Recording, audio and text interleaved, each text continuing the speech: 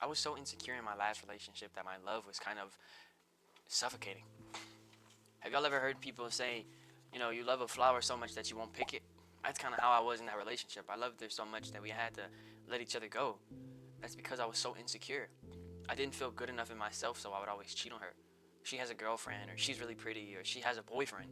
So I would be aiming for females that had something that I could take from them. She's an independent woman. I want to make her feel like she wants me. She has a boyfriend. I want to make her cheat on her boyfriend for me. And after months and months of doing that, it just made me feel more empty because that's not real self love. Instead, that is insecure. That's not self love, that's insecurities. And that's why I held on to her so strongly, because I was insecure. Because I felt as if I wasn't constantly having her share her screen and go through her call logs and go through her messages and stuff like that, then she would cheat on me because I don't feel like I'm good enough. So instead, what I would tell my younger self is don't hold so tight. Let her breathe. Nothing in this life confirms that somebody's not going to cheat on you. I've had Christian girls cheat on their boyfriends. I've had all different types of shapes, sizes, skin colors cheat on their boyfriends to make me feel secure. And now I understand that there's nothing that you can do that will make you 100% secure in your relationship unless you trust your partner.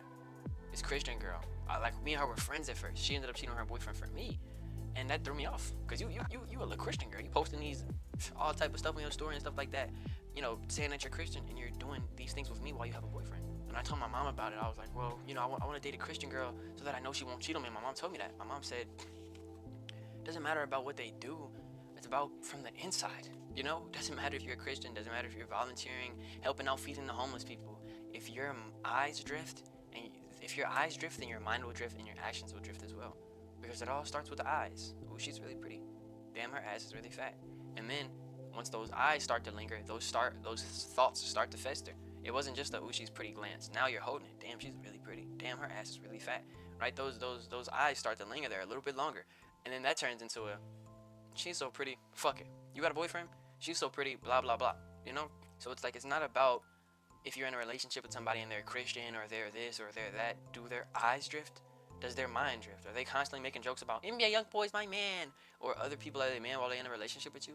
I take that shit as disrespectful, but that's just my thought process. Life is not black or white. Life is Mexican.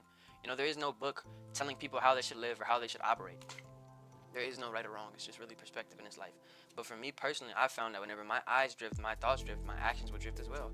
That's why I don't want to be in a relationship with nobody that has a celebrity crush or they talking about NBA young boys, they man or anything like that. Because not only do I not look nothing like the nigga, but at the same time, you're allowing your eyes to drift for somebody that looks like that. So whenever all of the fucking NBA young boy copycats walk into a room, you're 10 times more likely to cheat on a nigga. And that's not somebody that I want to be with.